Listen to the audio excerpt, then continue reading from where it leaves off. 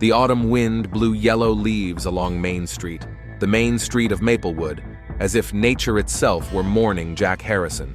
The small town in Ohio, with a population of only 3,000, rarely witnessed such tragedies. Everyone knew each other here, and the death of a 45-year-old man from a heart attack came as a shock to everyone. Helen Harrison stood at the kitchen window of her one-story house on Elm Street, watching her neighbors bring more food for the wake. In the 2 weeks since her husband's death, her refrigerator had never been empty. The entire Maplewood community was expressing its sympathy in the only way it knew how. Pots of stew, pies, salads, a language of comfort that everyone here understood. "Helen, dear, how are you holding up?" A soft voice made her turn around. Standing in the kitchen doorway was Mary Johnson, her closest neighbor and friend of 10 years. She was holding another casserole dish. "I'm trying, Mary. Just trying to get through tomorrow." Helen's voice sounded tired, but there were no tears in it. She had cried them all out in the first few days after Jack's death. Helen Harrison had always been a quiet woman. At 42, she worked as an accountant at Dr. Wilson's Medical Center, attended Sunday services at the Methodist Church, and led a quiet life as a middle-class housewife. Her chestnut hair, slightly touched by gray, was always neatly styled, and her clothes were conservative and practical. Jack often joked that he had married the most reliable woman in Ohio. "The funeral is tomorrow at 2 in the afternoon?" Mary asked, placing a casserole on the crowded table. "Yes, Reverend O'Connor will be officiating. Jack wanted to be buried next to his parents in the town cemetery." Helen mechanically adjusted her black dress, one of 3 she had bought after her husband's death. She had never had a reason to wear mourning before. A battered pickup truck pulled up outside, and Detective Tom Brown, the only detective at the Maplewood Police Department, got out. Tall, with graying temples and piercing eyes, he had served on the local police force for 20 years. In a town where the most serious crimes were usually bicycle theft or a bar fight, his work was more administrative than investigative. "Tom's coming this way," Mary remarked, probably to offer his condolences again. Helen nodded, but something tightened in her chest. Detective Brown had already been twice since Jack's death, officially to file paperwork, but Helen felt he was studying her too closely, although what could be suspicious about a death from a heart attack? A knock at the door interrupted her thoughts. "Good afternoon, Mrs. Harrison." The detective took off his hat as he entered the hallway. "Sorry to bother you. Just wanted to make sure everything was in order for the funeral." "Thank you, Detective Brown. Everything is ready." Helen invited him into the living room, where photos of Jack lay on the table. Wedding pictures, vacations together, birthdays, their entire life together, captured in a few frames. Brown noticed a photo of Jack next to his red 1987 Chevrolet Camaro, the pride and joy of the deceased. "He was a good mechanic. He fixed my car many times. The best in the neighborhood," Helen replied warmly. "The auto shop was his life, after mine, of course." She tried to smile, but it came out sad. "Mrs. Harrison, I have to ask, did Jack seem upset lately? Stressed? Maybe he had some problems?" Helen frowned. "Problems? What problems? Tom, what are you talking about?" "Just routine questions, ma'am. With any sudden death, we have to make sure we haven't missed anything important." Jack was completely normal in recent months. He worked in his workshop, came home for dinner, watched baseball on the weekends. The only thing that bothered him was an old debt for equipment, but we were keeping up with the payments. The detective nodded but continued to study the room. His gaze lingered on Jack's desk in the corner of the living room. Did he often work at home? Sometimes. He kept track of orders, calculated expenses, nothing unusual. At that moment, Mary entered the house with another neighbor, Rose Clark, an elderly woman who had worked at the post office for 40 years and knew all the town gossip. "Helen, dear," Rose hugged the widow, "tomorrow will be a difficult day, but know that the whole town is here for you." "Thank you, Mrs. Clark. Your support means a lot to me." Rose glanced curiously at the detective. "Tom, are you here on business?" "Just checking in on Mrs. Harrison before the funeral," Brown replied evasively. "Good, because I've been hearing some strange talk in town. People are wondering how a healthy man like Jack could die so suddenly." Ellen tensed. "What kind of talk?" "Oh, you know people, dear. They always gossip." But some say they saw Jack in unusual places in recent months, with unusual people. Rose, Mary interrupted sternly. This is no time for gossip. But Detective Brown pricked up his ears. What unusual places, Mrs. Clark? The elderly woman pursed her lips, clearly regretting her words. Well, Betty from the cafe said she saw his car at the motel on the highway several times, during working hours. But maybe he was just fixing something there. Silence hung in the room. Helen paled. At the motel? She asked quietly. Helen, don't pay any attention to her, Mary said hastily. People see what they want to see. But the seed of doubt had been planted. Detective Brown noticed the change in Helen's expression and decided not to pursue the subject further at that time. Mrs. Harrison, if you need anything tomorrow, don't hesitate to call. I'll be on duty. After the detective and her neighbors had left, Helen was alone in the house, which seemed too big and quiet without Jack. She went to his desk and opened the top drawer for the first time in 2 weeks. Inside were the usual things: pens, bills, a notebook with clients' phone numbers. But in the far corner of the drawer, her fingers found something unusual: a small key she had never seen before. The key didn't fit any of the locks in the house. Meanwhile, 3 blocks away from the Harrisons' house, in a small apartment above a barber shop, Kara Mitchell sat by the window and looked toward the house where tomorrow they would mourn the man she had loved for the past 3 years. Kara worked as a secretary at the Maplewood City Hall, a quiet job for a quiet town. At 38, she had never been married, although she had had offers. Tall and slender, with red hair and green eyes, she could have been beautiful if not for the constant look of sadness on her face. She was holding a photograph, the only photograph of her and Jack together. It had been taken secretly in his workshop 6 months earlier. He was repairing her car, she had brought him coffee, and his assistant had snapped the camera, thinking he was taking a routine work photo. The romance began by chance. Kara regularly brought documents from City Hall to his workshop: permits, tax papers. Jack was always polite, offered her coffee, and asked about her work. Gradually, the short business meetings turned into long conversations. He told her about his dreams of expanding his business and his desire to travel. She shared her fears of remaining alone in a small town. They found in each other the understanding that was lacking in their ordinary lives. Their first kiss happened on a rainy evening in the workshop when Kara came to pick up her car after it had been repaired. Jack walked her to the door and something in the air changed. They stood under the canopy, listening to the sound of the rain, and suddenly he kissed her. "This is wrong," she whispered. "I know," he replied, "but I can't stop." 3 years of secret meetings, 3 years of hoping he would divorce Helen, 3 years of promises and excuses. And now Jack was gone, and Kara couldn't even mourn him openly. She couldn't go to the funeral and sit in the church listening to everyone talk about what a good husband he was. She couldn't look at Helen in her black dress, receiving the sympathy of the whole town, but staying home, knowing that tomorrow he would be buried, was unbearable. Kara looked at her father's gun, which had been kept in the bedside table since he died 5 years ago. It was a small point .38 caliber revolver that the old man kept for home defense. She picked up the gun and checked the cylinder. 6 bullets, more than enough.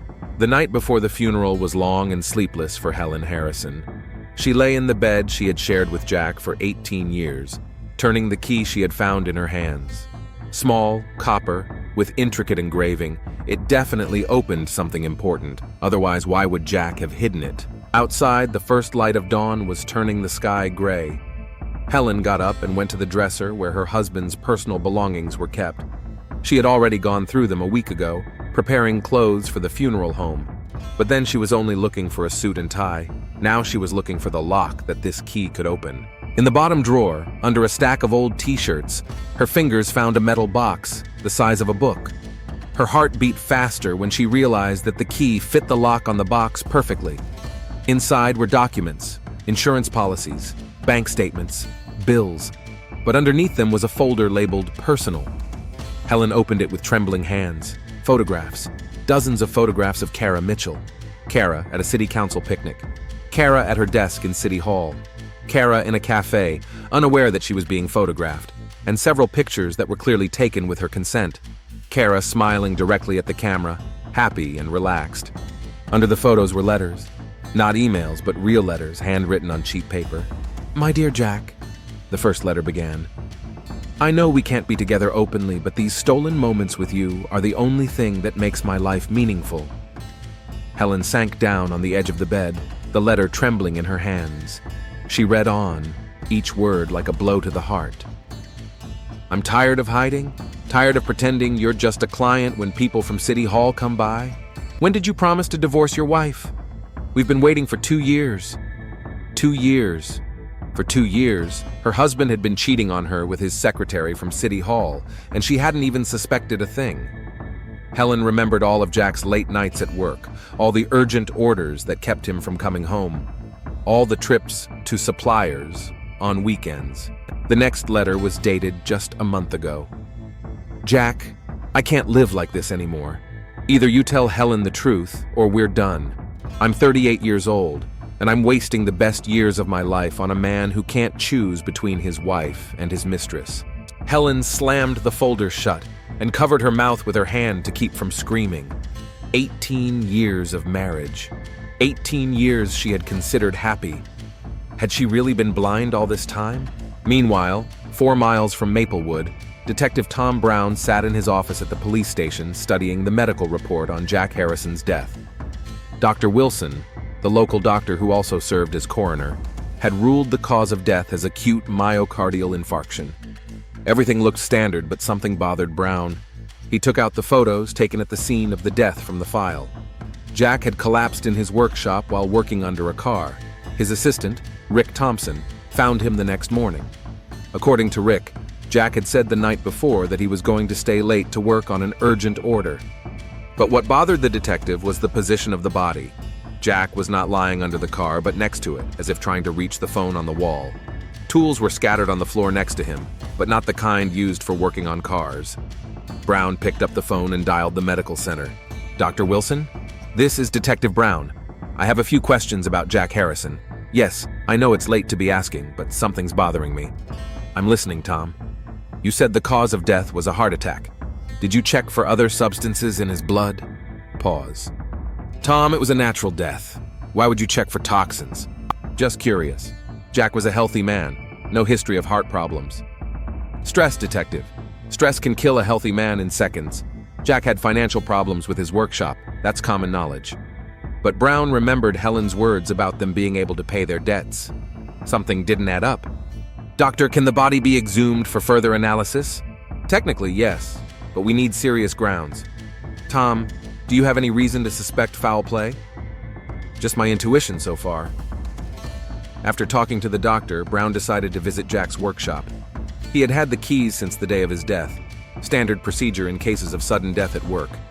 Harrison Auto Service was located in the industrial part of Maplewood, in an old brick building that Jack had rented for 10 years. Inside, it smelled of machine oil and metal, the smells of honest work. Brown examined the place where the body had been found. The outline had been traced with chalk, but the yellow tape had already been removed. He crouched down and examined the floor carefully. Something glinted among the oil and dirt stains. A small piece of glass, almost invisible. Brown picked it up carefully with tweezers and held it up to the light. The glass was thin, like from an ampoule or a medicine bottle. "Interesting," he muttered, wrapping his find in a handkerchief. At that moment, the workshop door creaked open and a young man of about 25 entered. Rick Thompson, Jack's assistant.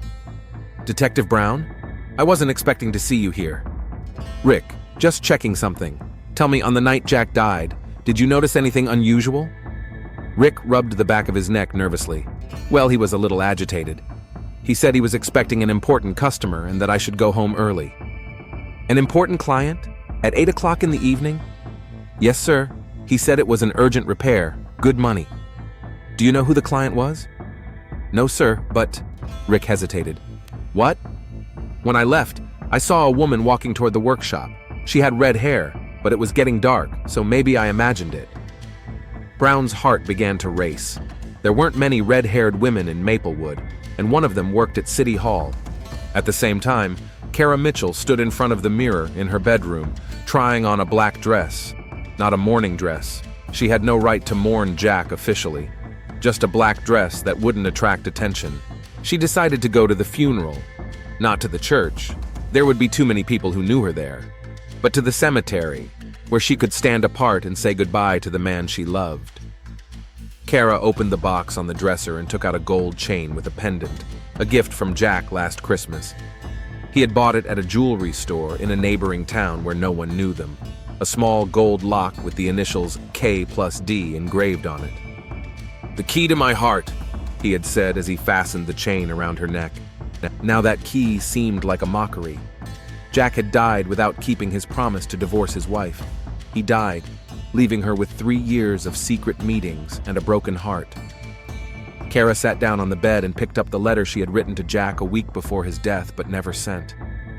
In it, she gave him an ultimatum. Either he told Helen the truth by the end of the month, or their affair would be over for good. "I'm tired of being your secret," she wrote. "Tired of hiding as if our love is something shameful. If you really love me, prove it." But now Jack was gone, and she would never know if he would have chosen her or his wife. Kara opened the bedside table and looked at her father's gun again. A .38 caliber, 6 bullets. She had studied the weapon all night, remembering the shooting lessons her father had given her as a child. "A gun is a big responsibility, Korochka," he had said. "Never point it at anything you're not prepared to kill." Kara closed her eyes and imagined tomorrow. Helen Harrison in a black dress, receiving condolences. Helen, who had spent 18 years sleeping in bed with a man she didn't know. Helen, who had never suspected that she had been sharing her husband with another woman for the last 3 years. Did Helen really deserve sympathy? Or was she just blind and stupid, unable to hold her own husband's attention? Kara shook her head, chasing away the angry thoughts. Helen wasn't to blame for Jack's inability to make a choice. But was it fair that now the whole community would remember him as a loving husband, while no one would ever know she had existed in his life? She stood up and walked over to the window. Tomorrow at this time, it would all be over. Jack would be buried, Helen would return to her quiet life as a widow, and Kara would be left with memories and pain she had no one to share with. But maybe there was another way. Maybe it was time for the truth to come out. At the Harrisons' house, Helen was still sitting on the bed with Kara's letters in her hands. She had read them all. From the first, full of hope and uncertainty, to the last, bitter and full of reproach. The picture was clear and painful. Jack had been seeing Kara for 3 years. He had promised to divorce his wife, but kept putting it off. Kara had pressured him, demanding certainty. A month ago, she had given him an ultimatum. Helen remembered the last weeks of her husband's life. He had indeed been agitated and distracted. Several times she had found him deep in thought, but when she asked him what was wrong, he replied that he was thinking about work. Now she understood. He was thinking about choosing between his wife and his mistress. Helen stood up and went to the window. Dawn was painting the sky pink. In 8 hours, she would be standing at the grave of a man she had never really known. But what surprised her most was that she felt no anger, only emptiness and a strange sense of relief. At last, she understood why she had felt Jack drifting away from her in recent years. Why their conversations had become increasingly superficial and their intimacy rare and mechanical. He loved someone else. Helen put the letters back in the folder and locked the box. She decided not to tell anyone about her discovery, at least not until she had buried her husband. But one thing she knew for sure, after the funeral, she would talk to Kara Mitchell. Woman to woman. No witnesses, no lies. It was time to learn the whole truth about the last years of her husband's life. Outside the window, Maplewood was waking up. Soon, a day would dawn that would change the lives of many people in the small town. A day when secrets would be revealed and the price of silence would become too high. But no one suspected that Jack Harrison's funeral would not be the end of the story, but its bloody beginning. The morning of the funeral dawned on Maplewood with gray skies and drizzling rain. Helen Harrison stood in front of the mirror in her bedroom, buttoning the black dress she had bought especially for this day. She hadn't slept all night, rereading Kara's letters and looking at the photos. Each picture was like a slap in the face. Jack looked happier in them than he had at home in years. At 8 in the morning, the hearse from the Sanderson funeral home arrived. Helen watched from the window as her husband's coffin was carefully carried into the black car. Tomorrow, that car would take Jack on his final journey, and she would be left alone with the truth she had learned too late. The doorbell interrupted her thoughts. Standing on the doorstep was Reverend Michael O'Connor, pastor of the Maplewood Methodist Church. A tall man in his 40s with kind eyes and graying temples, he had served this community for 15 years and knew every family personally. "Helen, dear, how are you holding up?" He took her hands in his. "I know today will be a difficult day. Come in, Reverend. I want to discuss something with you about the service." They went into the living room, where Jack's photograph still lay on the table. O'Connor noticed that Helen looked not just grieving, but lost, as if the ground had been pulled out from under her feet. "Helen, I've prepared a eulogy for Jack based on what I knew about him. A good husband, an honest businessman, an active member of the community. But if there's anything else you'd like to add..." Helen was silent for a long time, looking at their wedding photo.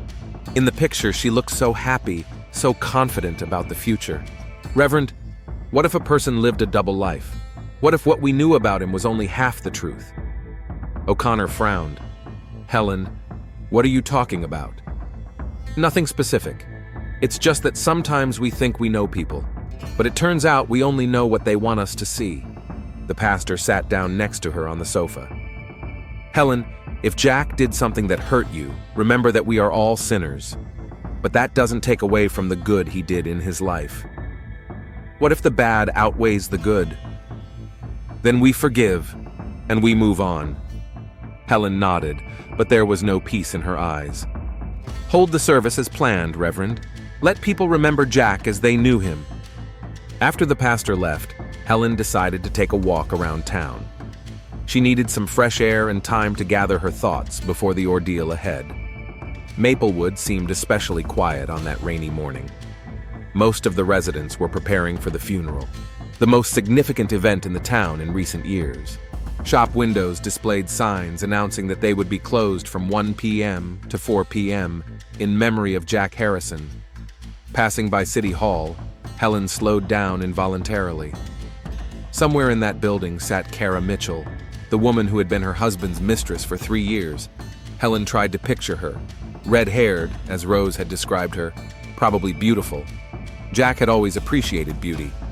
"Mrs. Harrison?" Helen turned and saw Detective Brown coming out of the police station across the street. "Good morning, Detective.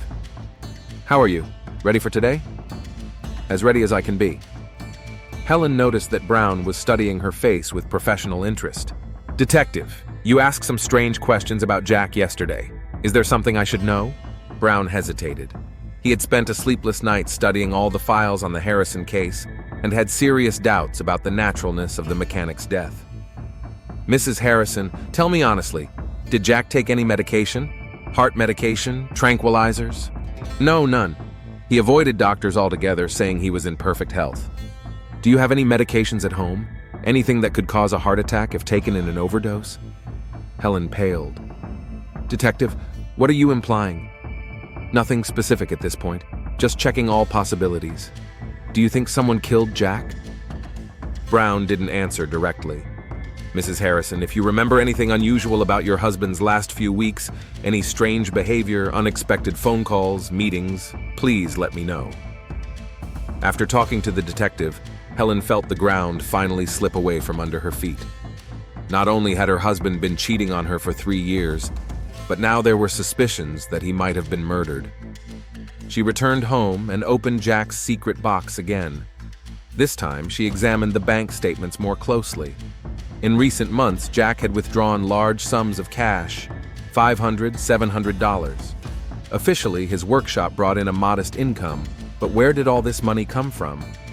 In the folder, she found another document, a lease for an apartment in the neighboring town of Oakville.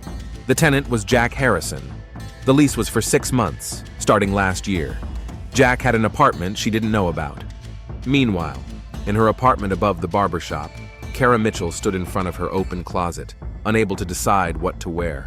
A black dress seemed too provocative. Everyone would think she was trying to look mournful. But bright colors on the day of a loved one's funeral were unthinkable. In the end, she chose a dark blue suit, modest enough not to attract attention, but not mournful. Kara walked over to the mirror and looked at herself critically. At 38, she was still an attractive woman, but the last few months had taken their toll. The constant waiting, the hope that Jack would finally decide to divorce her, the disappointment at his endless excuses, it all showed on her face. She opened the jewelry box and took out a gold chain with a lock pendant, a gift from Jack. 3 years ago, when he first told her he loved her, the pendant had seemed like a symbol of their future together. Now it was just a reminder of unfulfilled dreams. Kara fastened the chain and hid the pendant under the collar of her blouse. No one would see it, but she wanted something of Jack's with her on this day. The phone rang, making her jump. "Kara, this is Linda from City Hall. Will you be at work today?" Kara closed her eyes.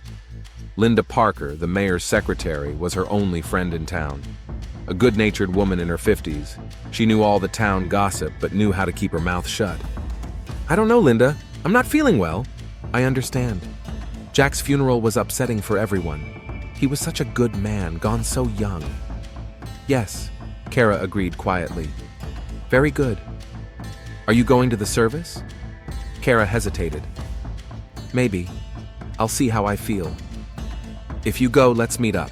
It'll be easier together." After the conversation, Kara sat down on the bed and picked up the last letter she had written to Jack, but never sent. In it, she demanded a decision, either a divorce by the end of the month or the end of their relationship. Now she understood that Jack had made his choice. He had died without telling his wife the truth.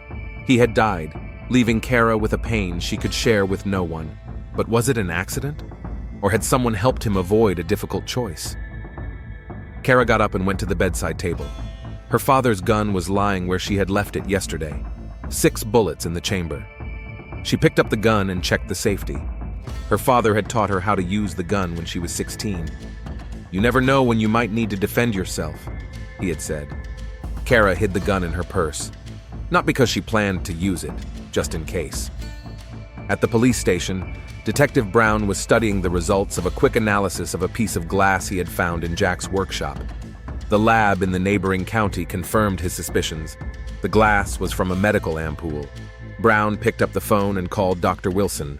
"Doc, it's Brown again. I need to know what drugs in ampoules can cause a heart attack." "Tom, why do you need this?" "Just answer me, please." "Well, a large dose of insulin can kill a diabetic or a non-diabetic. An overdose of adrenaline is also fatal to the heart. Some heart medications. Tom, do you really think Jack was murdered? I think we need to exhume the body and conduct a full autopsy. You need a strong case and a court order for that. I'll get them." Brown hung up and opened the file.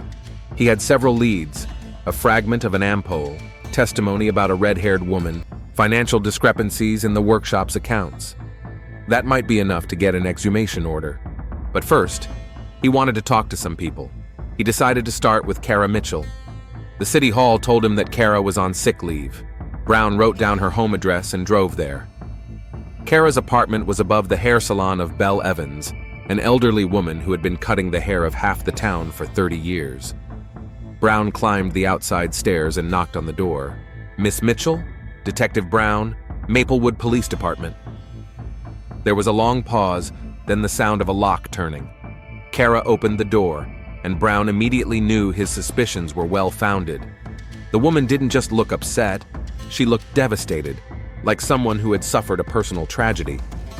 "Detective, what's going on? Can I come in? I'd like to ask you a few questions about Jack Harrison." Kara paled but let him into the apartment.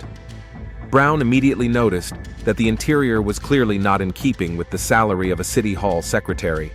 Expensive furniture, paintings, carpets. Someone had spent a lot of money on Kara. "Miss Mitchell, how long did you know Jack Harrison?" "As long as everyone else in town. He fixed cars. I work at City Hall. We sometimes had to talk about work." "About work?" "Permits, licenses, tax documents." Brown nodded, but his gaze fell on a photograph on the dresser, Kara in the arms of a man whose face was not visible. But the man's hands were familiar, the calloused hands of a mechanic. "Nice photo," he remarked. Kara quickly put the photo back in the drawer. It's an old photo. Miss Mitchell, where were you on the evening of October 14th, the day Jack died? At home, watching TV. Can anyone confirm that? I live alone. Brown took out his notebook. Did you happen to pass by Harrison's workshop that evening? Kara clenched her hands into fists. No, why would I go there? I don't know. That's why I'm asking. The detective stood up and headed for the door. Miss Mitchell, if you remember anything important about Jack Harrison's last days, call me. Here's my card. After Brown left, Kara locked the door and leaned against it. Her heart was pounding. The detective suspected something, but what exactly did he know? She went to the window and saw the police car driving away from the house. In 4 hours, the funeral would begin. In 4 hours, Jack would be buried, and all the secrets would be buried with him. But what if the detective wouldn't let those secrets rest? Kara opened her purse and checked the gun again. 6 bullets. That would be enough for what she had in mind. She could no longer live in the shadows, pretending that her heart wasn't broken, that 3 years of her life hadn't been wasted on false promises. If she couldn't openly mourn Jack, then the whole world would find out the truth in another way. Helen Harrison would get what she deserved for her blindness, and Kara would finally be able to tell everyone who Jack Harrison had been to her. Outside, clouds were gathering, promising rain during the funeral. It was as if the sky itself was mourning a man who had taken too many secrets to his grave. But some secrets refused to die with him. The rain intensified as the residents of Maplewood began to gather at the Methodist Church on Church Street at noon. Jack Harrison's funeral was an event that brought the entire town together, from the mayor to the small shop owners. In such a small community, the death of one of their own affected everyone. Helen Harrison sat in the front row, surrounded by Jack's relatives and close friends. Her black dress made her look even paler, and her tear-stained eyes were fixed on one spot, her husband's closed coffin. Mary Johnson sat next to her, quietly whispering words of comfort. But Helen hardly heard anything going on around her. In her head, she could hear lines from Kara's letters. He promised to divorce me. I'm tired of being your secret. Either you choose me, or we're done. Each word was like a knife in her back, not only because her husband had cheated on her, but because the marriage she had believed to be strong had been an illusion for many years. Reverend O'Connor rose to the pulpit, and the church fell silent. Dear friends, we are gathered here to say goodbye to Jack Harrison, husband, friend, member of our community. Jack was a man who always lent a helping hand to those in need, an honest hard worker who built his business with his own 2 hands. Helen clutched her handkerchief. If the Reverend had known the whole truth about the honest hard worker, would he have said the same words? In the back rows of the church, trying to remain unnoticed, sat a woman in a dark blue suit and black glasses. Kara Mitchell chose a spot by the wall where she could see the entire service but remain in the shadows. Her heart broke with every word the pastor spoke. She knew Jack better than anyone in that church. She knew his dreams, his fears, his doubts. She knew how he laughed when they were alone, how tenderly he kissed her, telling her she was the only one who truly understood him. But now everyone was talking about him as an exemplary family man, and she had to remain silent, as if their 3 years together had meant nothing. Her father's gun lay in her purse at her feet. 6 bullets. Kara wasn't sure why she had taken it, but she felt that something had to change today. She couldn't live with this pain alone anymore. Detective Brown stood at the entrance to the church watching the crowd. His experienced eye noted everyone who looked unusually agitated or, conversely, too calm. Death often revealed hidden emotions and secrets. He noticed Kara in the back row and frowned. The woman was clearly trying to remain unnoticed, but for the detective, it was a red flag. After their conversation that morning, he had no doubt that Kara Mitchell knew more about Jack Harrison than she was willing to admit. The service continued. Jack's friends and colleagues took turns at the podium, talking about his kindness, honesty, and willingness to help. Every word intensified Kara's pain and Helen's confusion. Rick Thompson, Jack's assistant, talked about what a good mentor his boss had been. The mayor spoke about Jack's contribution to the development of local businesses. Old friends reminisced about their school days. But no one mentioned the secret apartment in Oakville. No one mentioned the large sums of cash Jack had been withdrawing.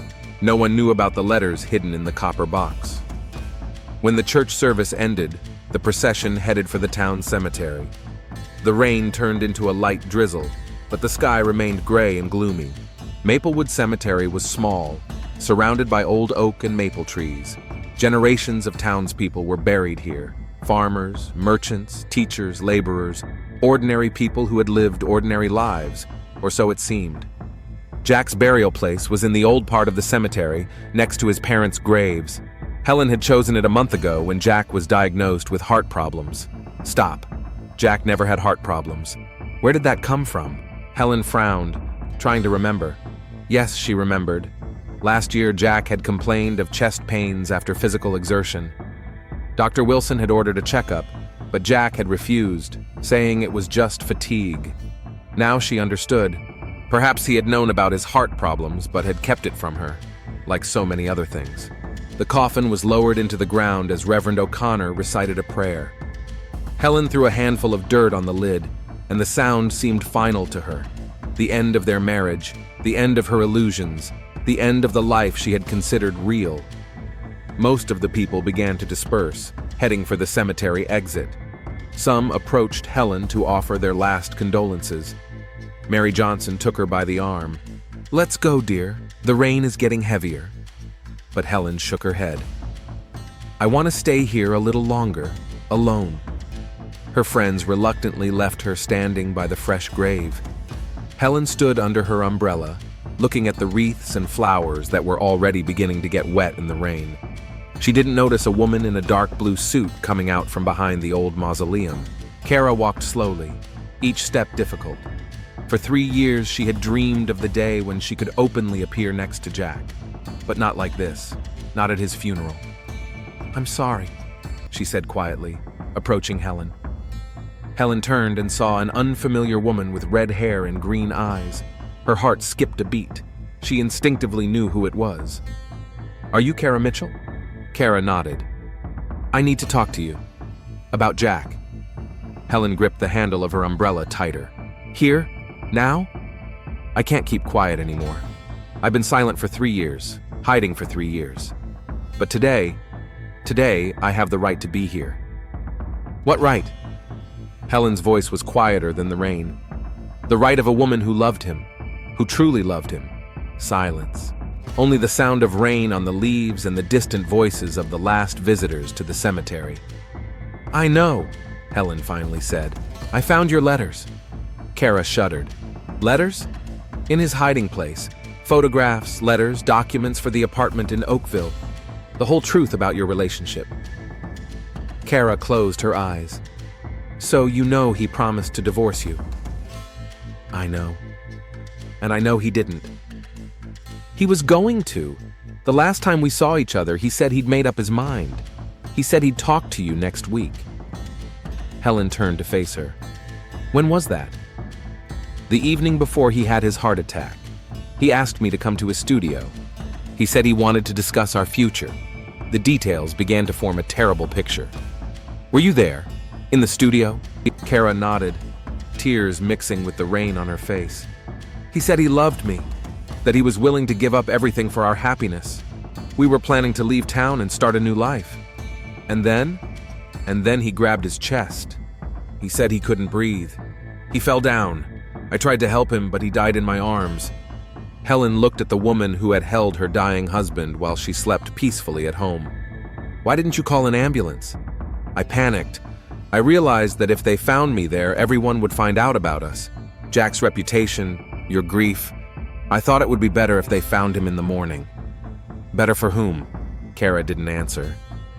She took a gold chain with a lock pendant out of her purse. "He gave it to me last Christmas. He said I was the key to his heart." Helen looked at the jewelry her husband had bought for another woman while she was preparing Christmas dinner at home. "He never loved you," Kara said suddenly, her voice harsh. "He said he married you out of habit, that you were like a sister to him, boring, predictable, passionless." Helen turned pale. "He said that?" He said he felt like he was in prison with you, that he had lived the last few years just to see me. Blow after blow. Each word destroyed not only the memory of her marriage, but also Helen's self-esteem. "Why are you telling me this?" she whispered. "Because I have no right to remain silent any longer, because all these people today spoke of him as if he were a saint, and I couldn't even cry openly, because you are receiving sympathy for the loss of a man you didn't really know or love. I loved him for 18 years. You loved an illusion, a man you made up." Kara took a step closer, and Helen saw something frightening in her eyes, a mixture of grief and rage. "He was supposed to be my husband. I was supposed to be standing here as his widow, receiving condolences, bearing his name. But instead, I spent 3 years hiding like a criminal." "No one forced you to date a married man," Helen replied coldly. "He said marrying you was a mistake, that he married too young without understanding what he wanted out of life." Helen felt something break inside her, not just her heart, her entire worldview, her entire perception of herself and her life. "Enough," she whispered. "Enough." But Kara couldn't stop. 3 years of pent-up pain and frustration poured out. "You want to know the truth? He died in my arms saying he loved me. His last words were my name, not yours." Something clicked in Helen's head. "You're lying! No, you're lying!" Helen screamed so loudly that several crows flew up from the nearby trees. Kara took a step back, but her eyes were burning with fire. "I'm the only one telling you the truth. Your marriage has been a sham for the last 3 years." Helen raised her hand and slapped Kara across the face. The sound of the slap echoed across the empty graveyard. Kara touched her cheek, looking at Helen with surprise and anger. "How dare you?" "How dare I? You destroyed my family. You stole my husband. And now you come to his funeral and tell me I'm not worthy of mourning him." "Because it's the truth. You lived in a fantasy world, and I loved the real man." Kara reached into her purse, and her fingers closed around the handle of the gun. 3 years of humiliation, 3 years of secret meetings, 3 years of hopes that had been shattered along with Jack's death. "You took everything from me," she whispered, pulling out the gun. "Even the right to mourn him." Helen saw the gun and backed away, but tripped over the gravestone. "Kara, what are you doing?" "What I should have done 3 years ago. Jack would have been mine if it weren't for you. Please." "He died without ever finding the strength to leave you. He died from the stress you caused him." Kara raised the gun, her eyes filled with the madness of grief. "If I can't be with him in life, at least I'll be with him in death." The shot rang out like thunder in the silence of the cemetery. Helen fell to her knees next to her husband's fresh grave, pressing her hands to her chest, where a bright red stain was spreading. She looked at Kara in astonishment, as if she couldn't believe what had happened. "You shot me," she whispered. Kara stood with the smoking gun in her hand, looking at what she had done. The rage was gone, leaving only emptiness and horror. Helen slowly fell to her side, her breathing growing weaker. "Jack never loved people like you," she breathed with her last words, and she died on her husband's grave under a gray, rainy sky. Kara sank to her knees next to the body, the gun falling from her hands. "What have I done?" she whispered. "My God, what have I done?" The rain washed the blood from Helen's face, and she looked as if she were simply asleep.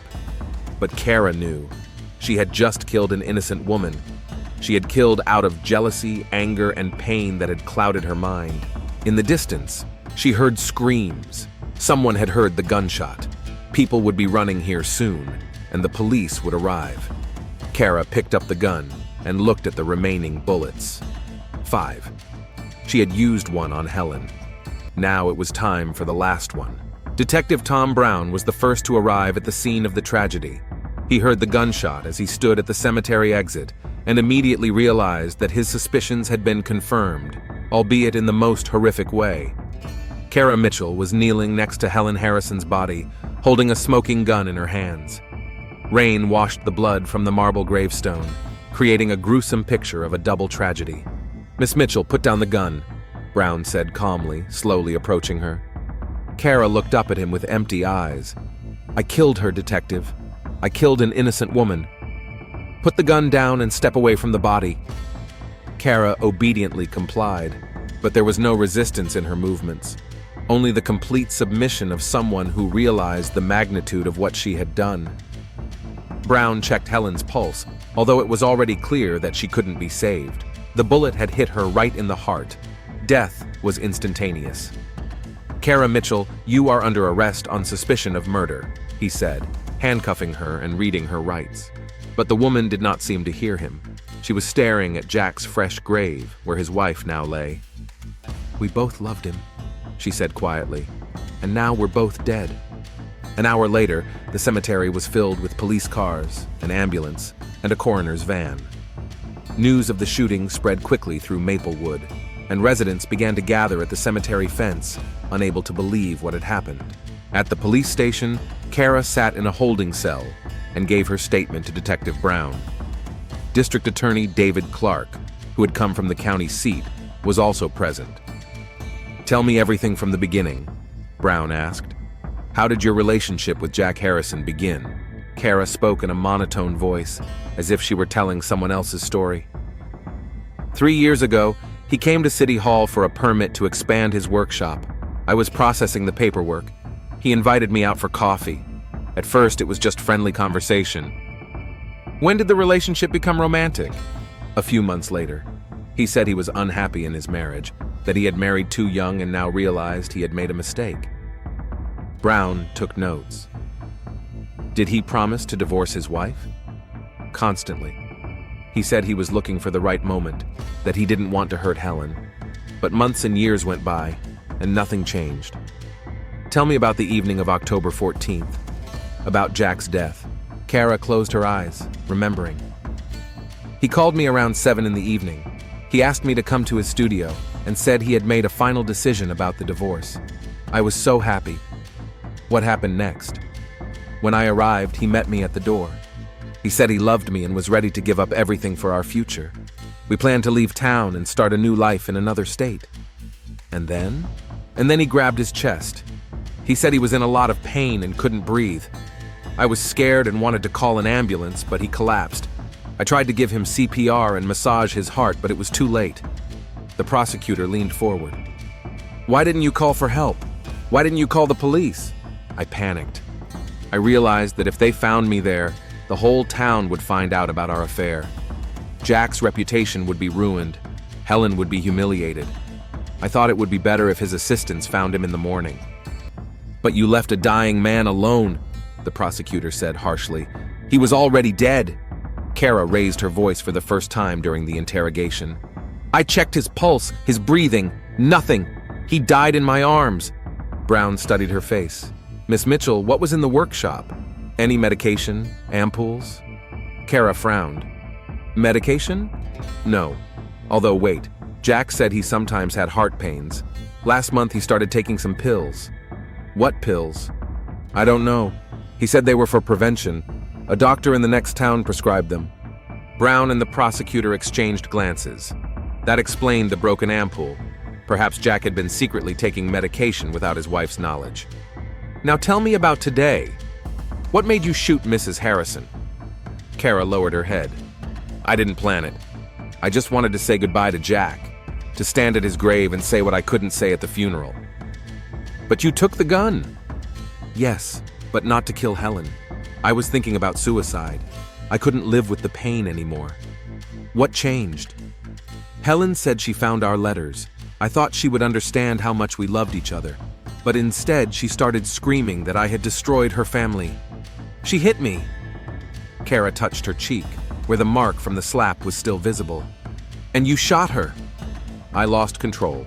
I kept quiet for 3 years, hid for 3 years. And she stood there and told me I had no right to mourn the man I loved more than life itself." Silence hung in the room. Finally, the prosecutor closed the folder. "Miss Mitchell, you understand that you are facing life imprisonment for first-degree murder?" Kara nodded. "I understand, and I deserve it." A week later, a second funeral was held in Maplewood. Helen Harrison was buried next to her husband, just as she had wanted in life. Only now it seemed like a cruel twist of fate. Detective Brown stood at the edge of the crowd watching the ceremony. The investigation was closed. Kara Mitchell had confessed to the murder and had no intention of contesting the charges. The autopsy on Jack Harrison's body, which was performed after all, showed that he had indeed died of a heart attack. Traces of heart medication were found in his blood, which he had been taking without his wife's knowledge. There were no signs of poisoning or violence. Reverend O'Connor read the prayers again, but this time the words sounded different. Helen's death shook the community more than her husband's passing.